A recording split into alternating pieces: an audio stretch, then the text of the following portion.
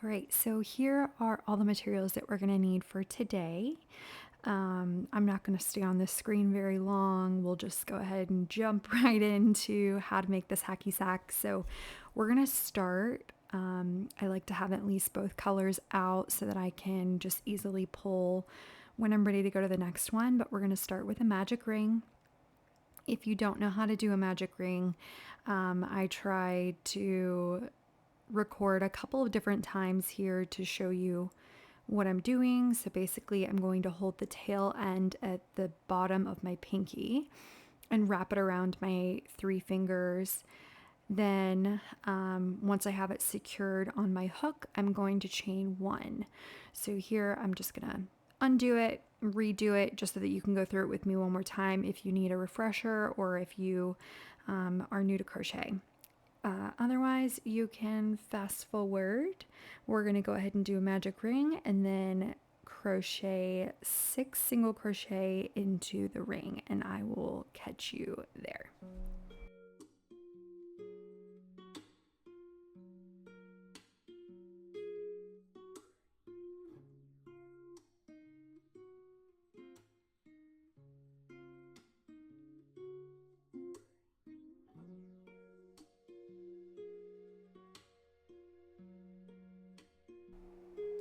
So now what I'm going to do is I'm going to do 6 single crochet into the magic ring.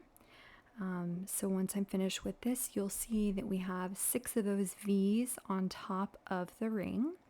And while I'm doing this, if you need to pause and zoom into my fingers, you're welcome to do that. But you can see I'm pulling the tension with the bottom of the ring with my pinky and my ring finger. And so here you'll see we have 6 V's on top. So we've done our 6 single crochet. Now I'm going to take the tail that I worked into the piece already, and I'm going to pull it tight, and this is going to close our circle. Then I'm going to take the tail, and when I'm making these hacky sacks, I like to keep the tail in the front so I don't forget to weave it in at the end, and so I can create more tension and kind of form the hacky sack the way I want it to be.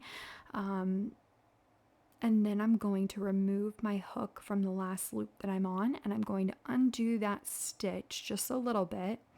So I'll still put back on those 2 loops from the very last stitch that we did. And now I'm going to add my secondary color.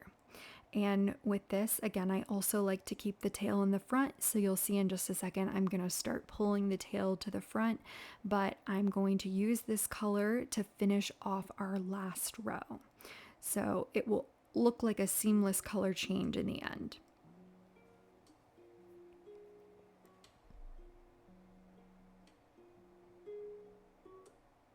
And now I'm going to use that secondary color to pull through those 2 loops with the primary color, and that will finish our last row. So now I'm going to use that secondary color to do the next row. So we'll do increase 6 times, so 2 of the single crochet in each stitch, and we'll end this row with 12. Normally I would use a stitch marker, but oh well, I guess I added a stitch marker anyway. But I was just gonna say, because we're using a different color for each round, I typically don't use a stitch marker when I do this kind of pattern, but I usually will use a stitch marker if I'm repeating the same color multiple times, just so that I don't forget where I started.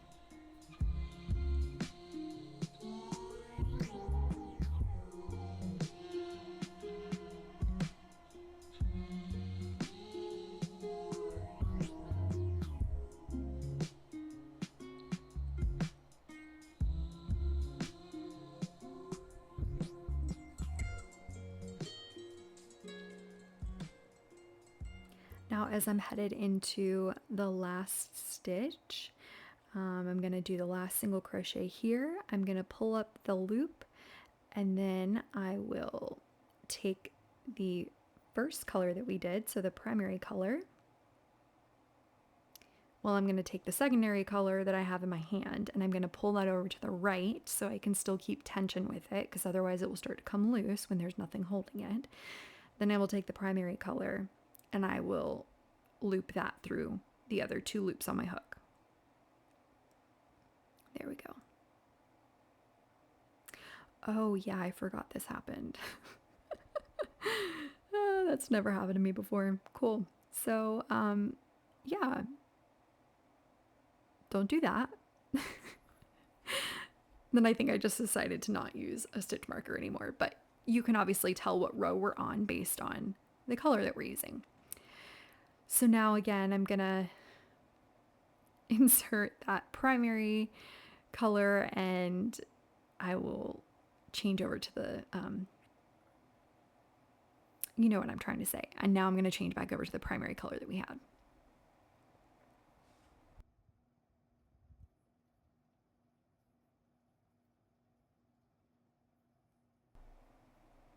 And as it shows on the screen for row 3, we're going to do 1 single crochet, and then in the next stitch we're going to do an increase, so we'll do 2 single crochet in the next stitch, and we're going to do that 6 times around, so that will give us 18 stitches in the end.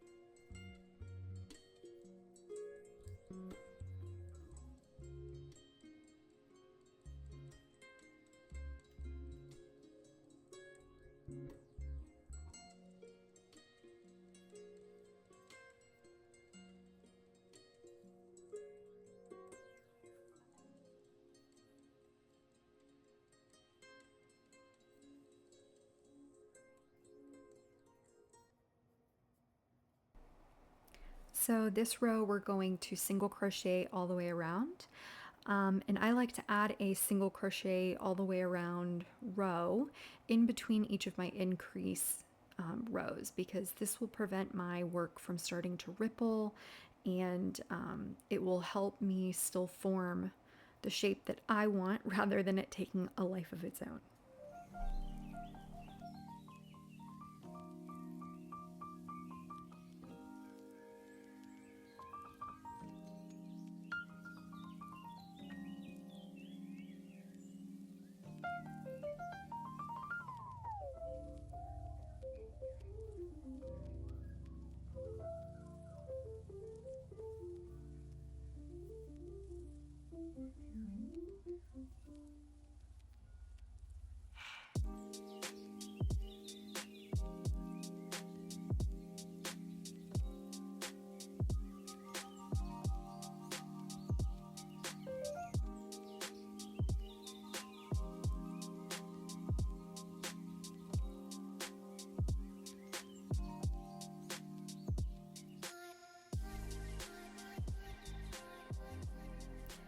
Now we're going to do 1 single crochet and then another single crochet, and then we'll do an increase stitch, and we're going to repeat that all the way around.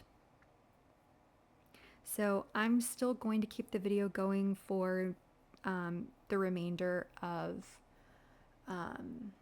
building the hacky sack. You're welcome to stick along with me, or you're welcome to skip ahead and go to the next section. Otherwise, I'm just gonna stop talking and I will just let you guys kind of see what's going on here. I'll maybe play some music in the background, and then I'll catch up with you once we start to do something a little different.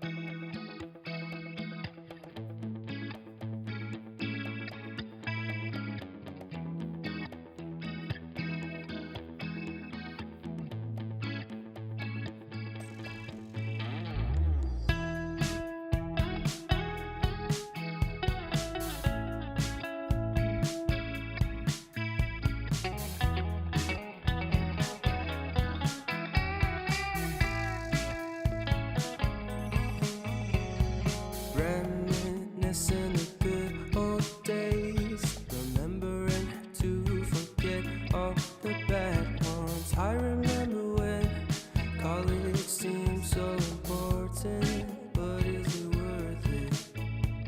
Been wondering what truly matters to me. I know for sure it's not a fancy degree. I'd like to do what I love, but what if I'm not good enough? Split personality. All right, now for rows 8 through 11, you're just going to single crochet around. This will give you 30 stitches per round, but this will start to build the structure of the walls of the hacky sack. So now we're done increasing. So now it's going to be as wide as we wanted it to be. Now we're going to kind of build the side walls, and then once we get to row 12, we're going to start decreasing, and that's going to create the other side of our sphere. So again, for now, I'll just play some music or something. I don't know. And I'll catch you guys on the other side.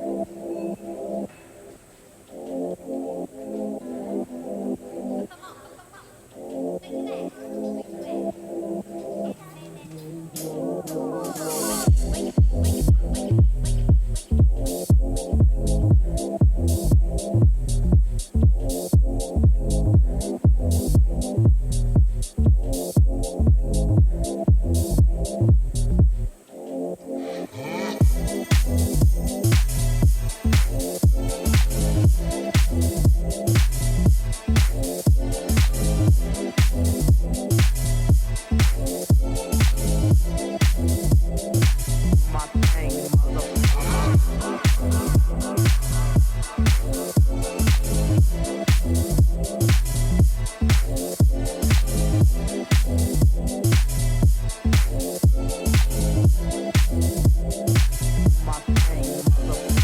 Rolls Royce, Lamborghini, Blue Medina, always beaming, rag top, chrome pipes, blue lights, out of sight, long weed, sold in, say it again, sold in, make that money, throw it in, booty bouncing, go ahead, Rolls Royce, Lamborghini, Blue Medina, always beaming, rag top, chrome pipes, blue lights, out of sight, long weed, sold in, say it again, sold in, make that money, throw it in, booty bouncing, don't ahead. Rolls Royce, Lamborghini, Blue Medina, always beaming, rag top, chrome pipes, blue lights, out of sight, long weed, sold in, say it again, sold in, make that money, throw it in, booty bouncing, don't ahead. Rolls-Royce, Lamborghini, Blue Medina, always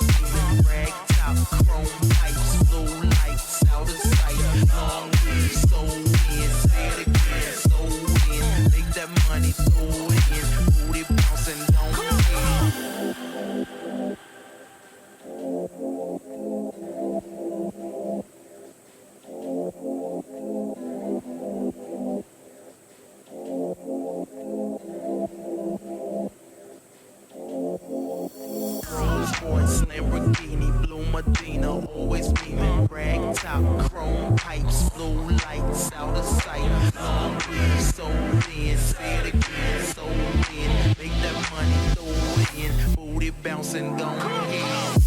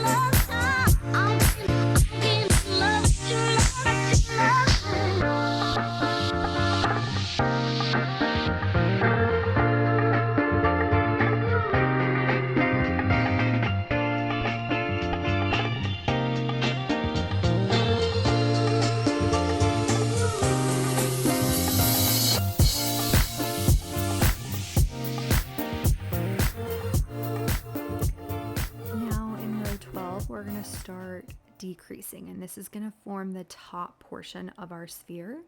So at first we're going to do 3 single crochet,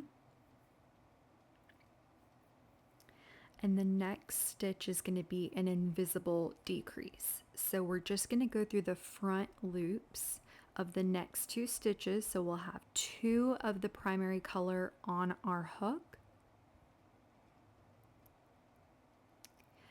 and then we'll yarn under in this case and pull up, and then yarn under and pull through, and that will begin our first invisible decrease. And here I'm just going to redo that again so you can just see what it looks like one more time if you just need that slowed down a little bit.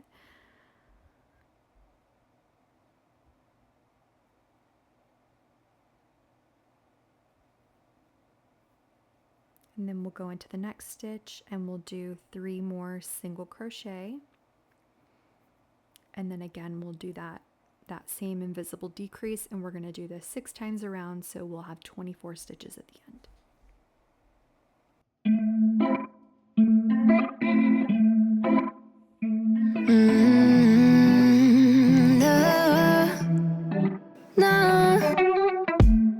I'm looking down from up in the sky.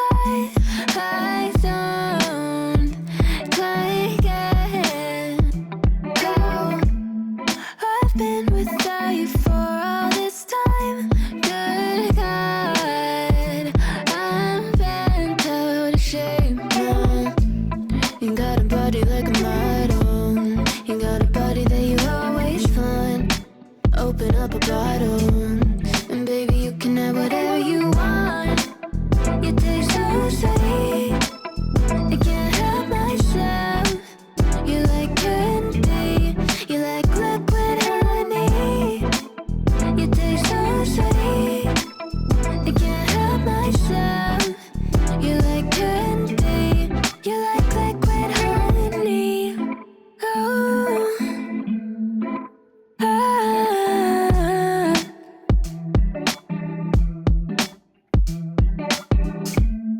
we're moving places I can't control.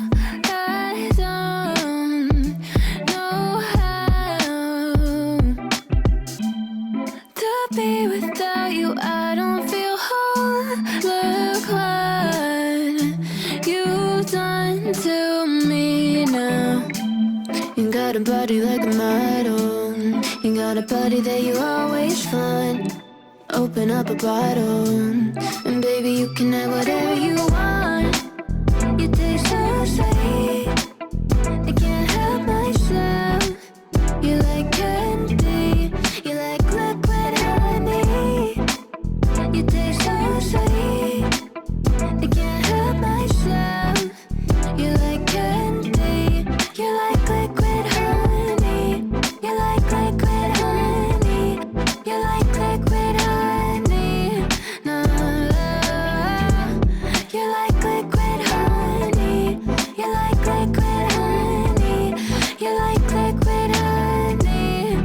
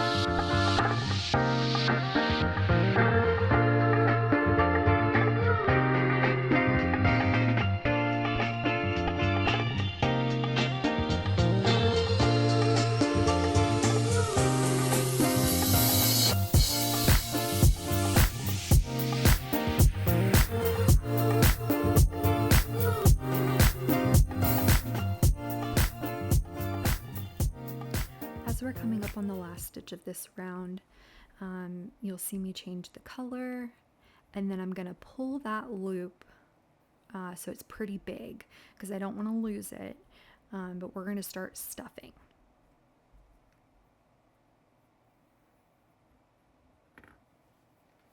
So I'm going to take the nylon disposable sock, and I just bought a big box of these, of like 200 of them or something on Amazon. And I don't like, if you've ever worn pantyhose, I don't like how that crease is on the outside, so I'm going to flip it inside out. And I'm going to go ahead and put it inside of the shell of what we have now. And I'll just set that off to the side for a second. Then I'm going to take my scale, and I personally like to use a scale. You don't have to. You can kind of eyeball it or do whatever feels best to you. I'd say I'm going to zero the scale here with my measuring cup, and I usually do about 1 to 2 ounces. I know that this specific hacky sack is going to a young girl, so I'm not going to overfill it. I don't want to make it too rough or hard or anything like that. So I usually will fill them up about 80% of the way full. And this is a pretty good amount for me for the size that I've been doing. Then I'll take that measuring cup or funnel or whatever I have and dump those beads into there. And I'll just make sure I've got it closed and then give it a good shake, and that'll help get everything kind of situated inside of there. Then I'll take the top and tie a knot just so we don't lose any. Ooh, and there goes one.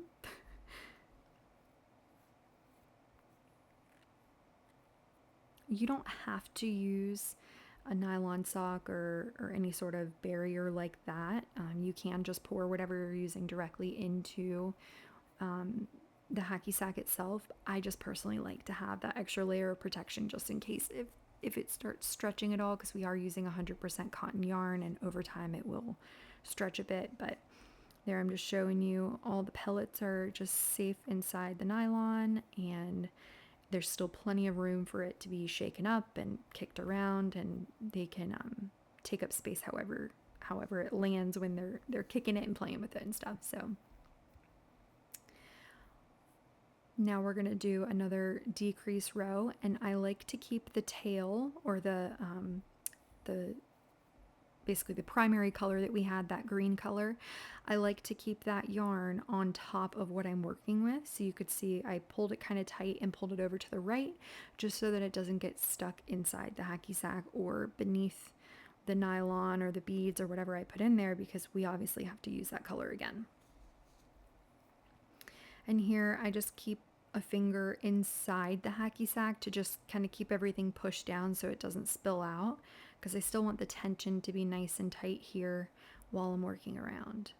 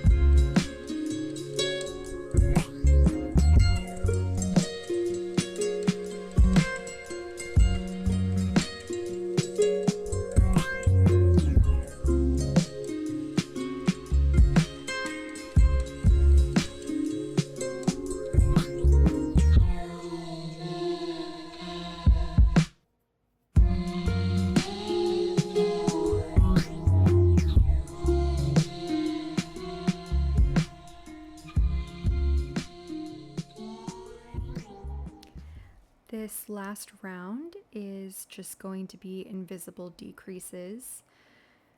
Sorry, it's a little blurry there.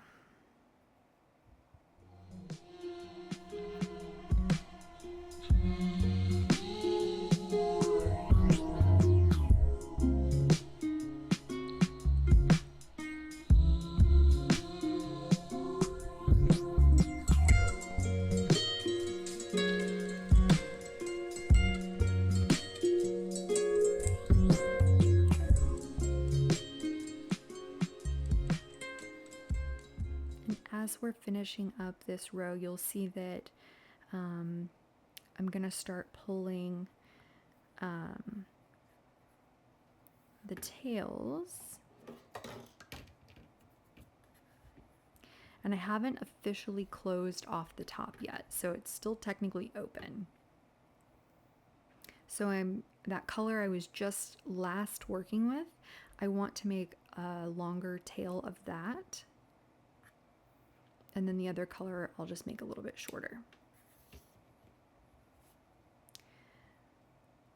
Then I'm going to pull that yarn with my hook through that last stitch.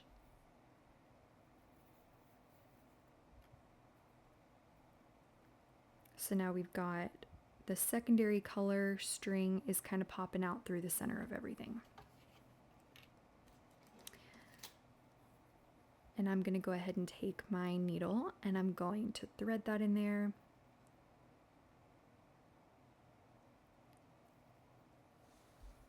I'm going to push it through the center. And then we're going to go to the opposite side.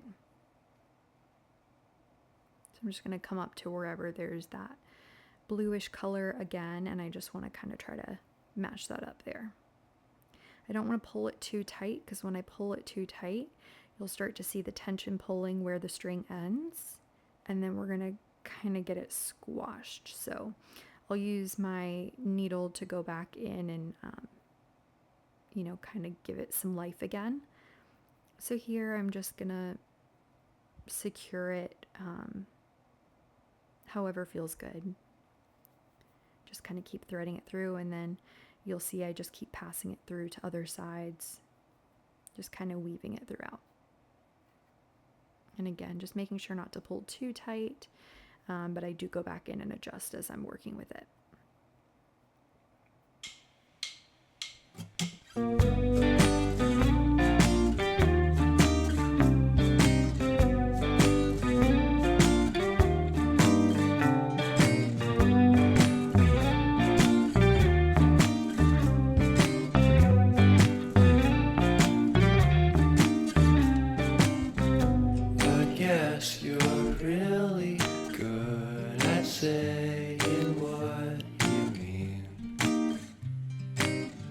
Suppress my feelings, 'cause I know what's best for me. Feel short of confidence, my hands begin to shake. I thought I knew you, but I barely knew your name. Porcelain stuck to your teeth, you got everything, and I can't believe how I've been. Now to officially close off the hacky sack, I'm going to take that primary color that we have, and I'm going to go into the front loop only of the last stitches that we did. So you'll see I'm going to insert my needle there, and I'm going to pull, and it kind of like curls it up there. So I'm going to do that again in the next stitch, and I'll do that all the way around.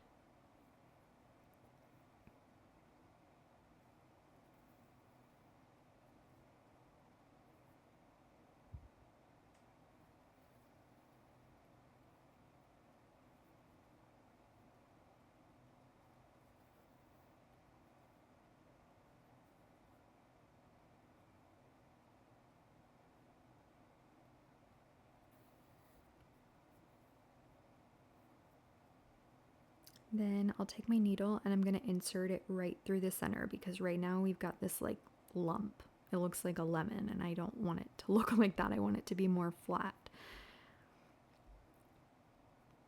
I'm going to insert that to the opposite side.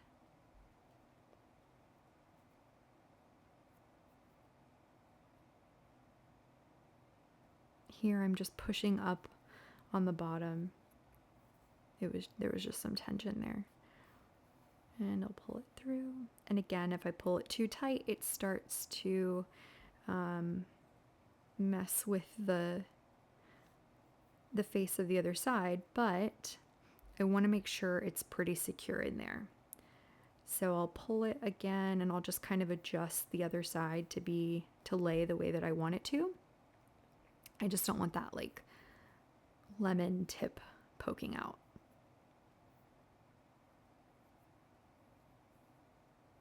So you can see it flattening. And then again, I'll just weave it in and keep pulling from side to side, just going back and adjusting the tension at wherever I put the needle through and wherever I end up on the other side. And then again, we'll do the same thing with the two other tails. And that will complete our hacky sack.